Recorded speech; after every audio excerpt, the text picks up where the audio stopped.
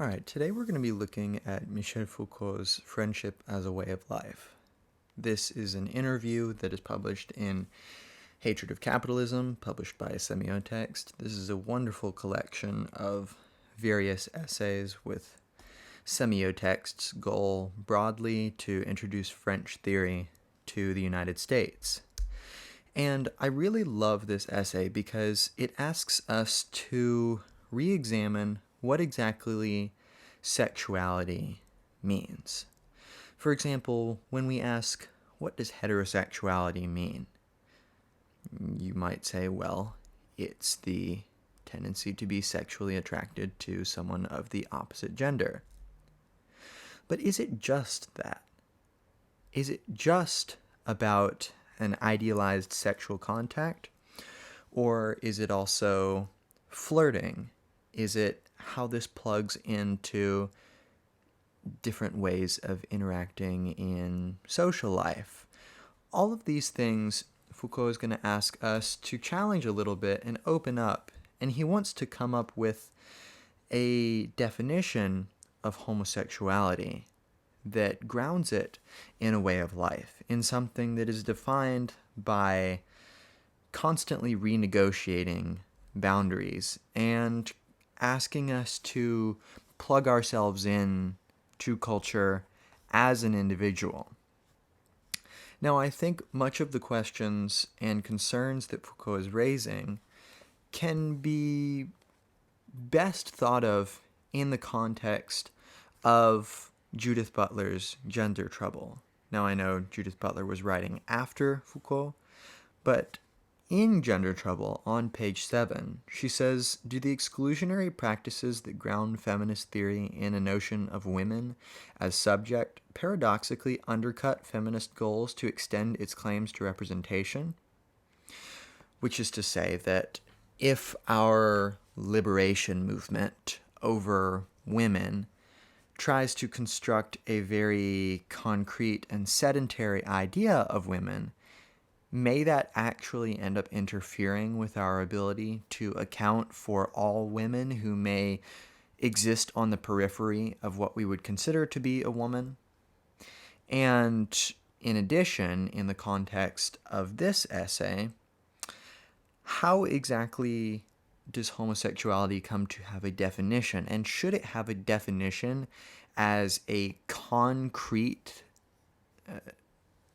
definable matter, or should it be more of a way of life, a way of slippage and inserting yourself into different forms of interaction?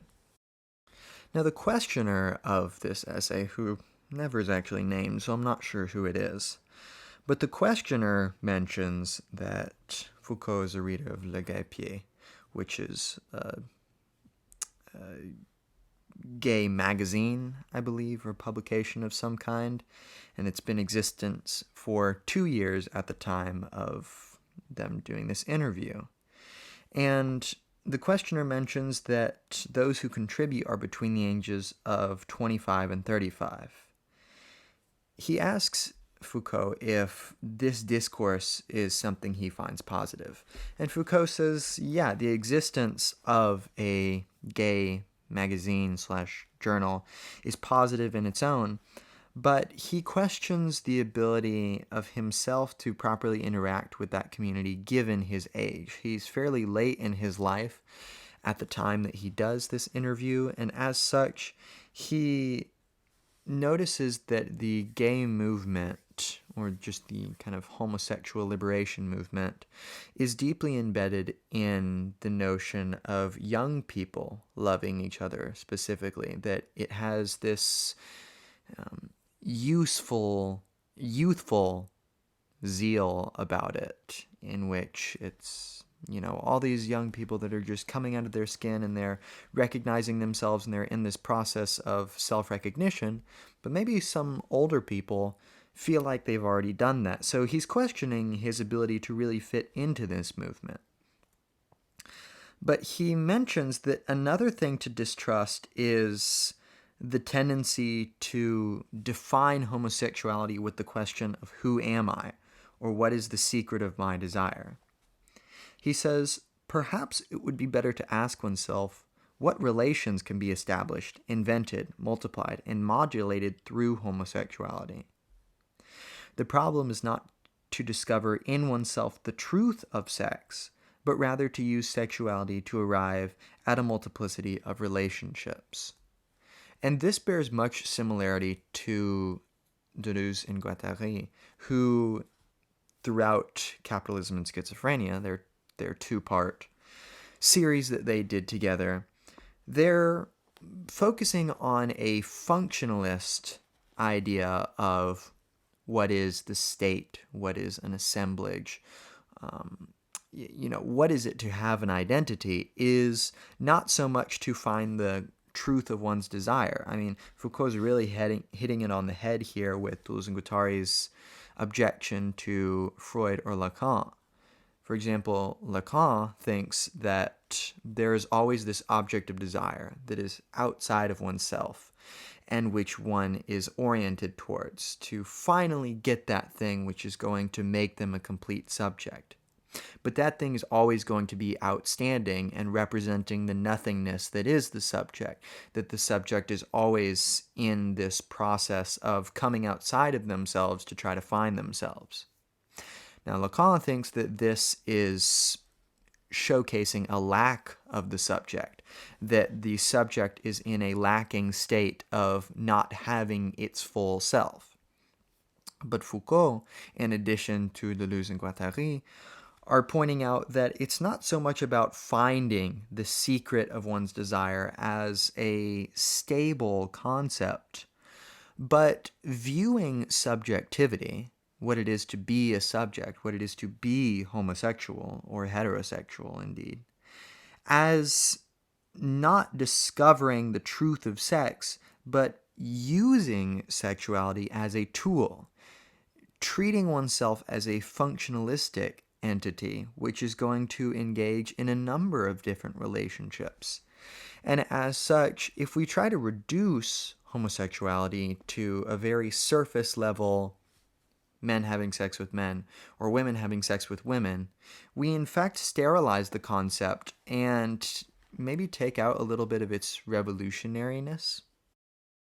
He says that homosexuality is not a form of desire, but something desirable. So we have to work at becoming homosexuals and not be obstinate in recognizing that we are. The development towards which the problem of homosexuality tends is the one of friendship.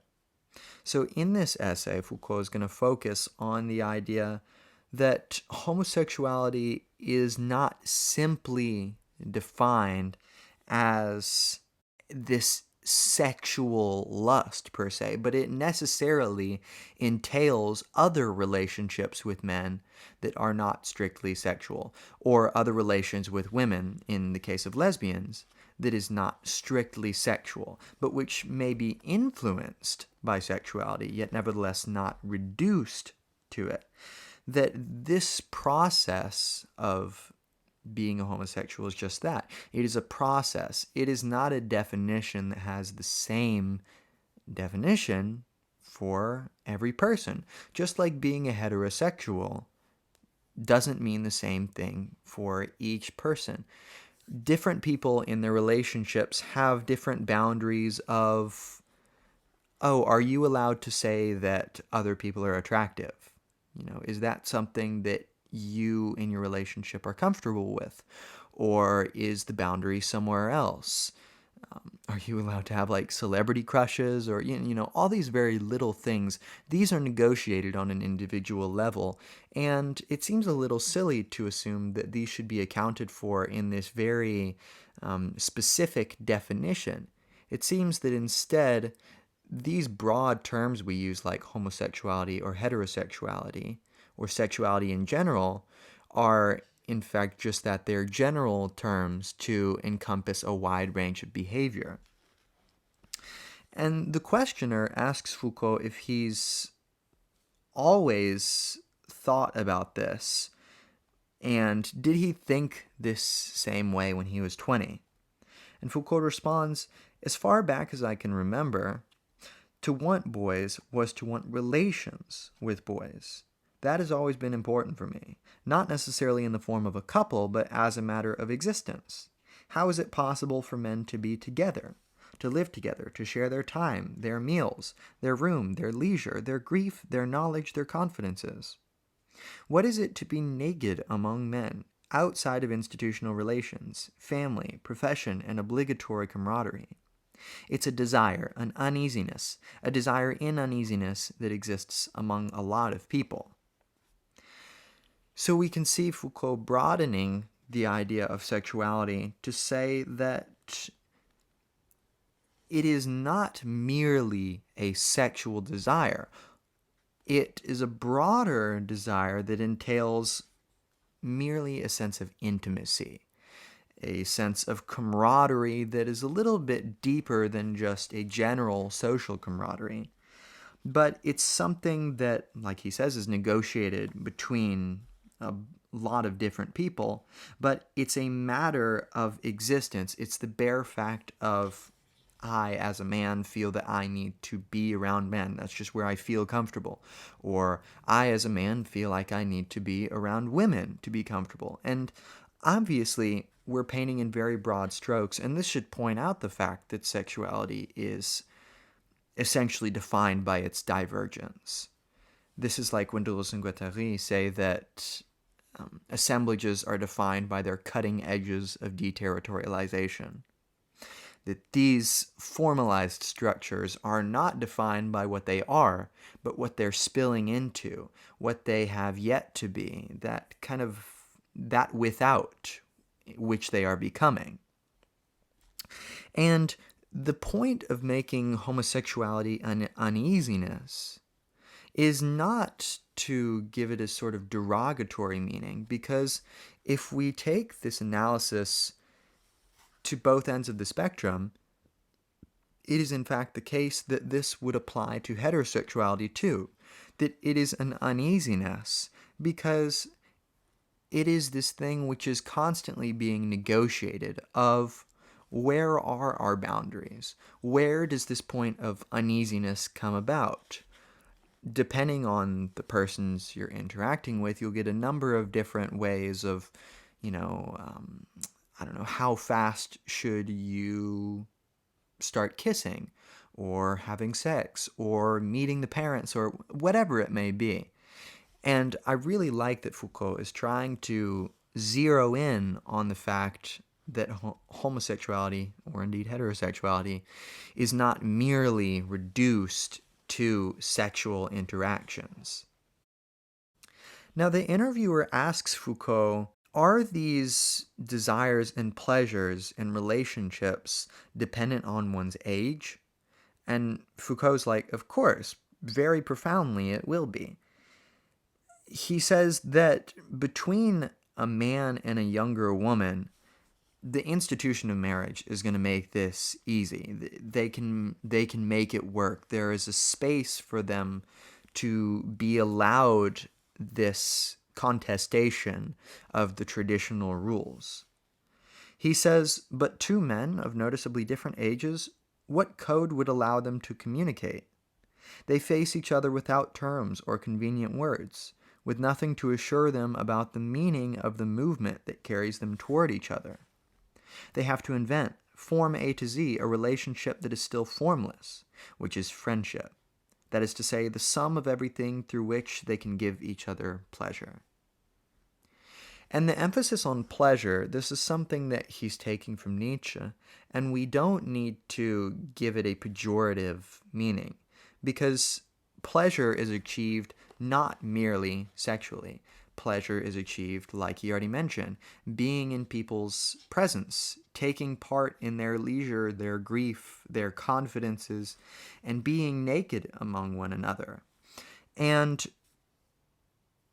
the fact that society does not recognize certain relationships as opposed to other ones, Foucault wants to take up the mantle here and say, well, actually, this can be something very profound, because there is nothing to assure the meaning of this movement, but in a sense that means that there is an open space available for this movement to be negotiated.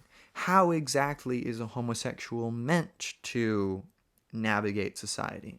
And Foucault's point is that, well, there is no one way. It's something that is established in a number of formless manners, one of which is friendship.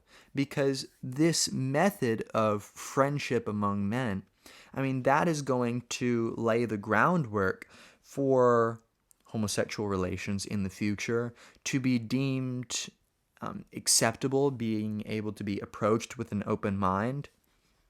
When we think about the ways in which women are able to interact with each other versus the way that men are able to interact with each other, even just traditionally speaking, it's clear to see that there are very different ways in which these gay versus lesbian relationships are negotiated. Now, Foucault mentions that we shouldn't idealize homosexuality and turn it into this immediate pleasure of two young men meeting on the street, seducing each other, and just going at it. He says, there you have a kind of neat image of homosexuality without any possibility of generating unease, and for two reasons. It responds to the reassuring canon of beauty, and it cancels everything that can be uncomfortable in affection: tenderness, friendship, fidelity, camaraderie, and companionship. Things which our rather sanitized society can't allow a place for without fearing the formation of new alliances and the tying together of unforeseen lines of force.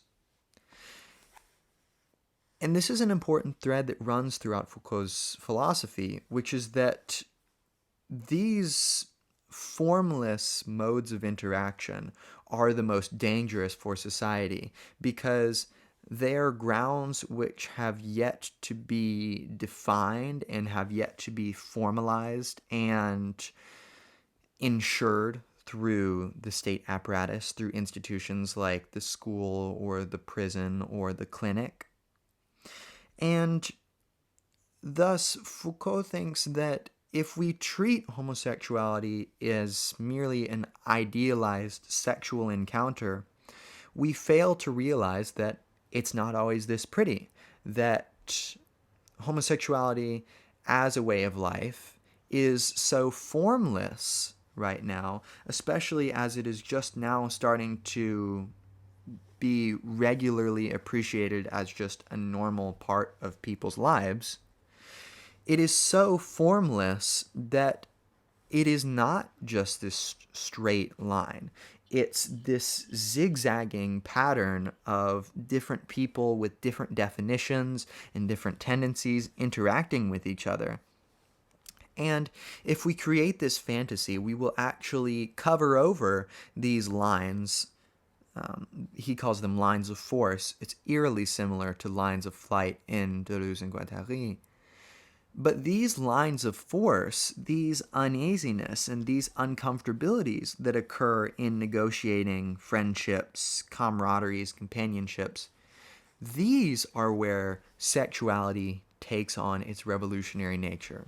This is where people can start to openly feel naked in front of each other while having all their clothes on, so to speak. This is where sexuality can not be forced into the perverse lens of making out in alleyways. It can be a way of forming loving relationships that don't always have to exist as just avant-garde. They can be something openly tarried with. He continues, I think that's what makes homosexuality disturbing. The homosexual mode of life much more than the sexual act itself. To imagine a sexual act that doesn't conform to law or nature is not what disturbs people, but that individuals are beginning to love one another. There's the problem. The institution is caught in a contradiction. Affective intensities traverse it, which at one and the same time keep it going and shake it up.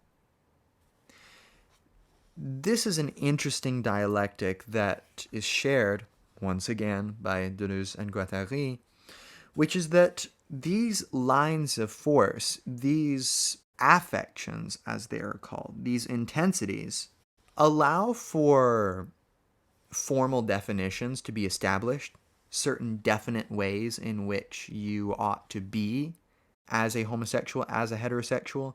These would be the kind of, I don't know, homosexual culture that starts to be established. You know, the gay bars and club scenes, and, you know, in like feminist studies, for example, there's like the butch, and, you know, all these different ideas of these kind of meta-stable states of like subcultures within lesbian culture or within homosexual culture. These can form out of the different contested intensities that create homosexual relations. So this uneasiness has the power to create loving relationships that both keep going institutions and also shake up institutions. And this is important, that being homosexual or becoming homosexual or being or becoming any of these minority groups is not always inherently revolutionary. Like, I think this is something that people who aren't in these minority groups, of which I would call myself not one of these people who are in minority groups, it's hard for us to realize that, for example, people who are transgender, or, I mean, I'm an atheist, so that's maybe one of these minority groups. People in these groups don't always want to be revolutionary. Sometimes they just want to be normal. All the time when I'm watching videos about transgendered persons, the comments are like, I just want to live my life and be able to have a sense of mental equilibrium and be left alone just like everybody else. And it's like, yes, that is exactly what Foucault is saying, is that what it means to be homosexual is not always a Stonewall kind of situation of like key breaks in history. Sometimes it's just living. Sometimes it's just existing and being an individual who can establish their own relationships that isn't always formalized. But it also can be revolutionary. It can be magical and new and creative. And thus, I really like the sword that is being donned here. There's this dichotomy between sheathing the sword and unsheathing it, of selectively choosing when are we going to jump onto the scene and when are we going to interact with the milieu of culture and society in a not so overt way, in a way which establishes stable relationships like friendship. Foucault says, look at the army, where love between men is ceaselessly provoked and shamed. Institutional codes can't validate these relations with multiple intensities, variable colors, imperceptible movements, and changing forms. These relations short-circuit it and introduce love where there's supposed to be only law, rule, or habit. And Foucault's going to continue to talk about the army a little bit later in this essay, but this is a little bit of a prelude where he points out that oftentimes there is there's a cutting off right in the middle of maybe what we would consider homosexuality, in the sense of, the army is a state apparatus or a state institution which actively encourages camaraderie amongst men. But it can only be camaraderie. And of course, there is a very fine line here between, friendship and camaraderie and tenderness and fidelity and affection and eroticism and sexuality. These exist on a gradient, and it's very hard to section this up and make it such that, okay, you can love each other, but only in a brotherly way, not in a homosexual way. It's like, what does that even mean? What does it mean to love someone in a brotherly way versus a homosexual way? Foucault points out that these modes of life, these ways of life, are contested, and that the army exists in this very precarious situation where it has to negotiate this line, oftentimes with force, but it's very difficult to do this when you have men going through these tragic situations together, and you have to figure out, okay, how do we ensure that they don't have sex with each other and that they just love each other enough to die for each other? It's a very precarious situation. In continuing on the line of pleasure, Foucault says, what we must work on, it seems to me, is not so much to liberate our desires, but to make ourselves infinitely more susceptible to pleasure. We must escape and help others escape the two ready-made formulas of the pure sexual encounter and the lover's fusion of identities. And Foucault loves to do this. He loves to find these binaries or find these set ways of being in society, and he likes to push them. He likes to, it's kind of like in A Thousand Plateaus, where Deleuze and Guattari are talking about pores on the face, and suddenly the pores on the face expand and become all these black holes and envelop the face in this constant becoming. There's these very vivid images of taking all the little minor parts of, for Deleuze and Guattari, the face, and almost imagining them expanding and bludgeoning our set ways of life. And this is what Foucault is saying, is it's not about liberating some desire which has been repressed. That's wrong, because we put our desire as something ready-made by the state, something handed down in a top-down manner. But Foucault wants to think the opposite of that. He wants to think of this as a bottom-up contestation of boundaries. And thus, it's not liberating our desires, but it's creating our desires. And it's refusing to let the state and institutions and familial structures and cultural traditions tie us down to living certain very formulaic ways of life, like the pure sexual encounter. We could think of this as the very traditional idea that sex is only procreative and it's only supposed to be pleasurable for the man. This is something you can fall into without ever having to ask how this works. There are plenty of women who are raised like this and men who are raised to expect this. And it requires breaking down these boundaries. It requires saying, no, men, it is your job to have an equitable relationship with your partner, to please them, however that means, whether that's in friendship, whether that's in listening to them, and also indeed sexually.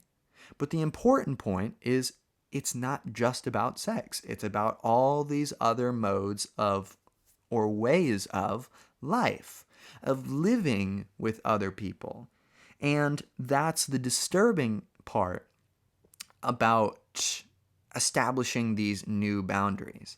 Certainly, many who are watching may be like, well, this is just a little bit too, hippy-dippy. We have perfect ways of living and interacting, and they're based on biology.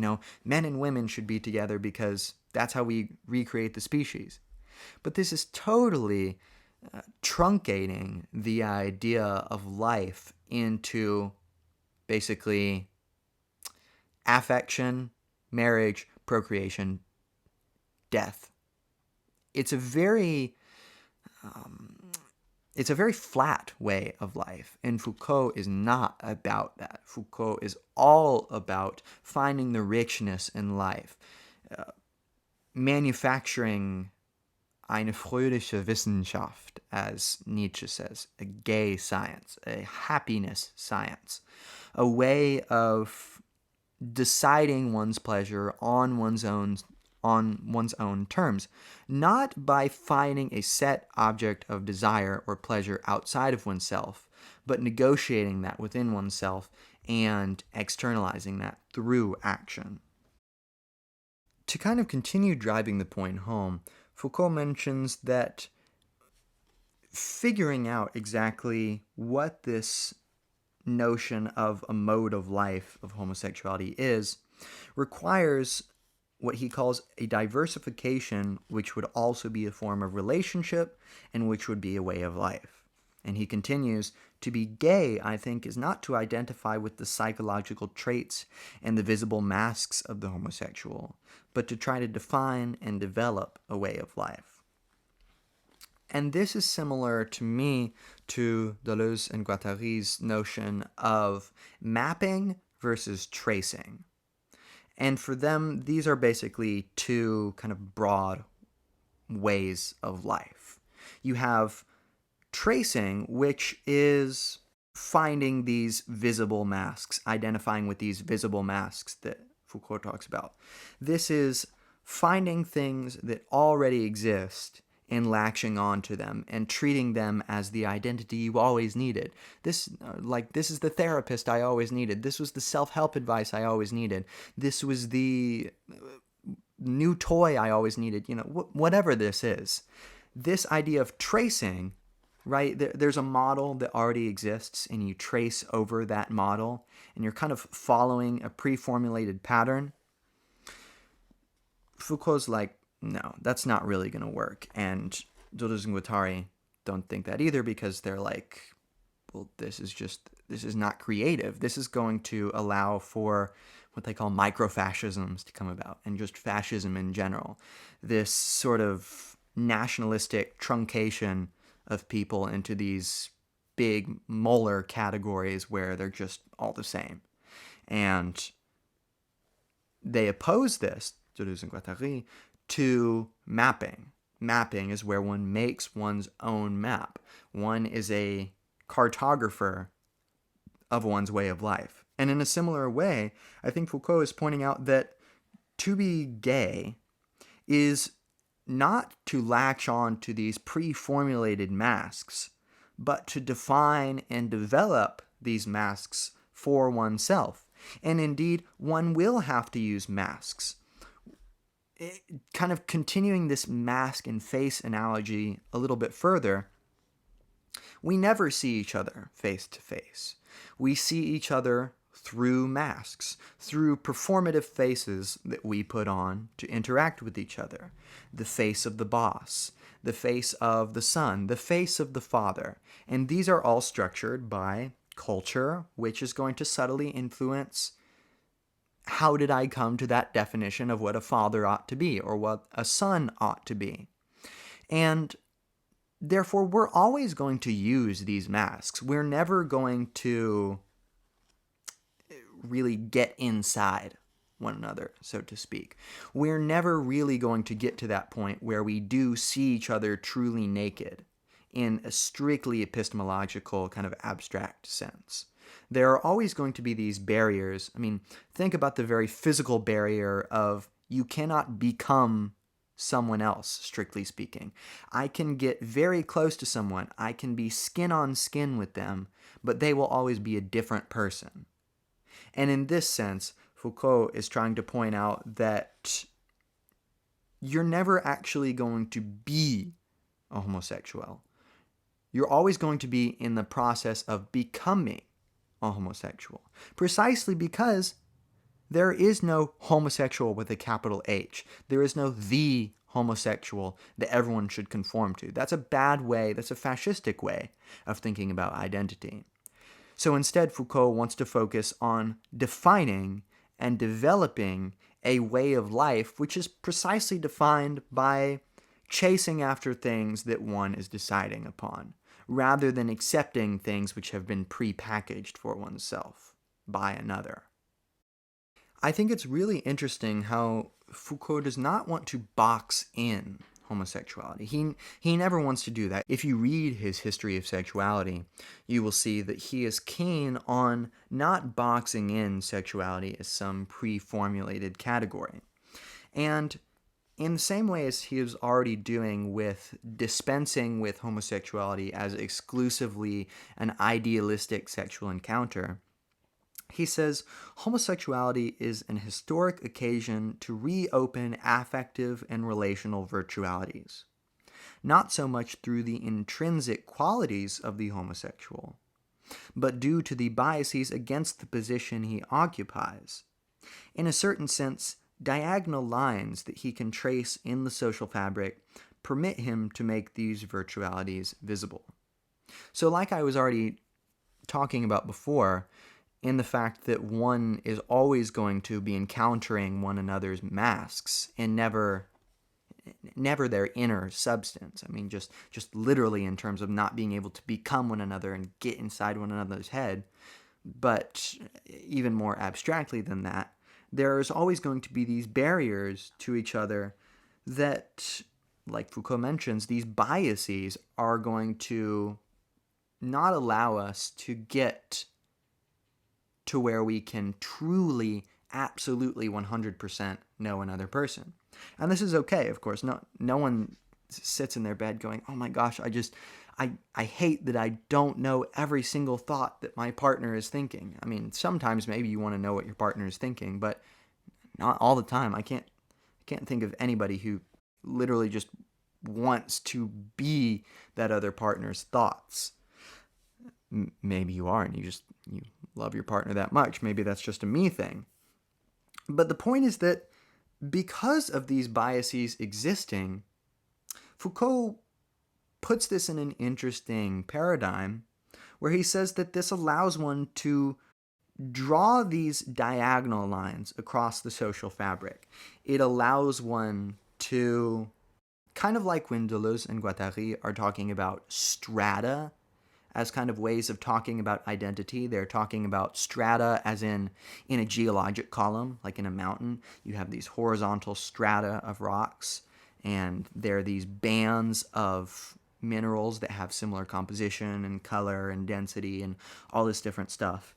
And they talk about the fact that these strata don't always stay in these horizontal lines. Sometimes they're cutting diagonally across and what they call deterritorializing. But we could just think of this as kind of escaping out of these strict norms in the social fabric. And this is what Foucault is trying to bring forth when he's talking about making these virtualities, that of what homosexuality is to oneself, visible precisely by not staying in your lane, so to speak. Now, Foucault mentions reading a book on friendships between women, and he talks about how this is bringing to mind that women have always been a little bit more permitted to be physical with each other. Women do each other's hair, they help each other with makeup, they dress each other, they go in the bathroom with each other, all of this different stuff. But on the contrary, man's access to his fellow men's bodies has often been forbidden in a much more clear way. I mean, I think this is fairly uncontroversial, to say the least, that, when you go to a social gathering, the girlies are always hugging each other, whereas the men are a little bit more, they've got more of an upright posture. Hugs are only between like very close man friends. I certainly find this to be the case because I'm quite a hugger myself, and a lot of men find that a little off-putting sometimes, like maybe I'm a little fruity or something like that, but not the case. It's just, again, redrawing these boundaries. And he mentions that while contact between women has generally been tolerated, really the only time when contact in the sense of this intimate relationship between men was rigorously necessary was during war, in which men were being put in barracks together and put in platoons together and spending these long amounts of times in these very emotionally strenuous situations together. And he says the same thing is the case in prison camps, and that you've got these soldiers and officers, especially young ones, who are spending months and years together on the battlefield in strenuous situations, and they're practically living on top of each other, and just the impending idea of death being present and this kind of devotion to one another that resulted, this was enough to make this otherwise abnormal contact between men feel fairly normal. He mentions that there's these talks about camaraderie and brothership, and he says that one can wonder how, in these absurd and grotesque wars and infernal massacres, the men managed to hold on in spite of everything. Through some emotional fabric, no doubt. I don't mean that it was because they were each other's lovers that they continued to fight. But honor, courage, not losing face, sacrifice, leaving the trench with the captain, all that implied a very intense emotional tie. It's not to say, there you have homosexuality. I detest that kind of reasoning. But no doubt you have there one of the conditions, not the only one, that has permitted this infernal life, where for weeks guys floundered in the mud and shit among corpses, starving for food, and were drunk the morning of the assault. So Foucault is pointing out the fact that, men can't be completely isolated from each other. And that as this cultural milieu appears in which women are a little bit more allowed to have this physical contact with one another, there are only these very specific instances where men are allowed to interact with each other. And certainly, this is, like he says, this isn't just homosexuality. This isn't like, they all secretly want to be lovers with one another. But it does attest to the fact that the military very concretely takes advantage of this emotional tie. And this is not to put it in a nefarious light, but it does point out very seriously that the love among men is something that is not necessarily shunned by the military or in prison camps. This is in fact something that they probably held on to, and this intermeshes with ideas of honor and courage and sacrifice. The sacrificing of one's life for one another, that is the definition of a way of life, of putting oneself at stake for a form of love that of course is not just sexual. It's a lot deeper than that. And I think that's what Foucault is pointing out when, he's talking about the fact that he wanted relations with boys, that it's just a matter of existence that he wanted to be together with boys. And I think it's very interesting to realize that, in effect, this is how all humans are. We have this desire for camaraderie, relationship, eroticism, all these different points and methods of interaction exist in different people to different extents. And thus Foucault is bringing out the fact that, in fact, this is not totally sanctioned off. We see it appearing in very limited senses sometimes. And then, in fact, this shows that there is an open spot in which the idea of homosexuality can be contested, and in which we can see concrete male friendships coming about. And Foucault talks at the end about a homosexual culture, a polymorphic, varied, and individually modulated relationship. And this is similar to the very opening quote that I talked about with Judith Butler. This concrete idea, for example, in feminism, of women as a unitary subject. And Judith Butler points out that maybe if we make this something concrete and something formalized, we might actually be leaving people out. We might actually be anti-representation in the sense that, only some people get representation. It's kind of like when, all men could vote when the U.S. was founded. But not really. First of all, it was not all people, it was all men, even though it was often, even today, it's like, that was talking about mankind, not just men. It's like, no, only men could vote. And not only that, but land-owning men. And not only that, but land-owning white men. So we have all these additions and qualifiers to notions of legitimate subjects that prevent true representation.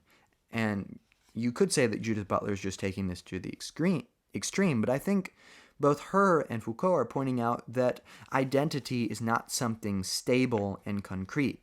If we do that, we might actually be lapsing into what Deleuze and Guattari call microfascisms. These little moments in which flows and possibilities for creativity are constricted at the neck. Foucault mentions that this idea of a program is a little dangerous. He says, as soon as a program is presented, it becomes a law, and there's a prohibition against inventing. And he continues, there ought to be an inventiveness special to a situation like ours, and to these feelings that Americans call coming out, that is, showing oneself. The program must be open. We have to dig deeply to show how things have been historically contingent, for such and such reason intelligible but not necessary. We must make the intelligible appear against a background of emptiness and deny its necessity. We must think that what exists is far from filling all possible spaces. To make a truly unavoidable challenge of the question, what can we make work? What new game can we invent?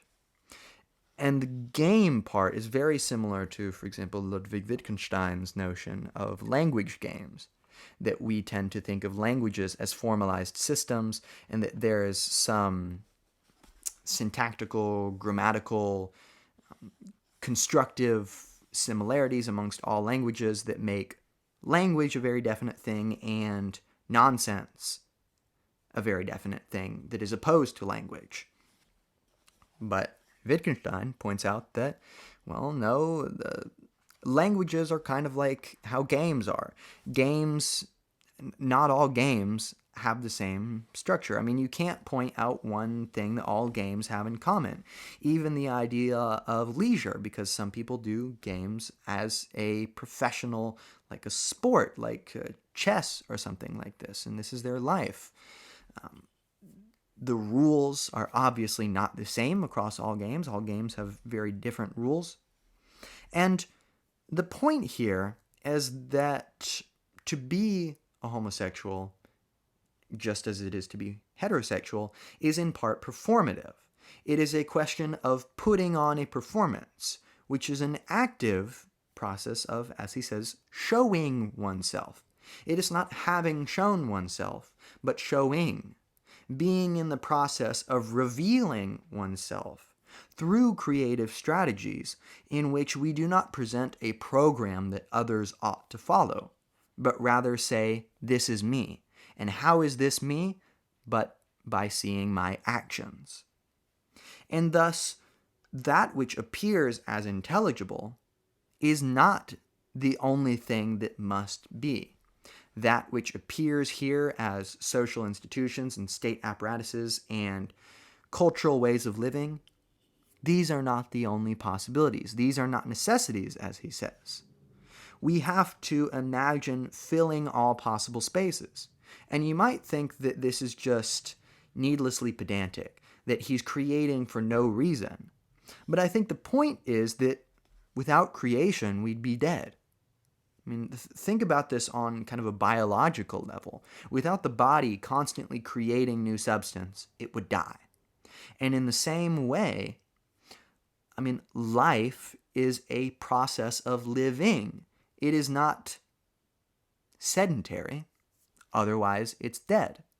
And in the same way, sexuality is something that is contested and that is created through filling this empty space with a number of possibilities, which don't have to be formally imposed, but rather creatively contested through very benign ways like friendship and through equally sensual ways like sexual contact. So I hope this has given you some insight into the philosophy of Michel Foucault. I think this is a really great essay for seeing some of the ways in which Foucault is going to plug this general idea of a way of life into critiques of the clinic and the prison and other state apparatuses. And this gives us a sense to how we can contest our own faces that we've fallen into, as Deleuze and Guattari would say. And thus, I would encourage you to watch any of my other lectures and put any constructive criticism in the comments, and maybe go and read this Hatred of Capitalism collection by Semiotext. You'll find a lot of very interesting essays, and I think it'll give you some interesting ways of life to pursue. So that's it, and I'll see you in another lecture.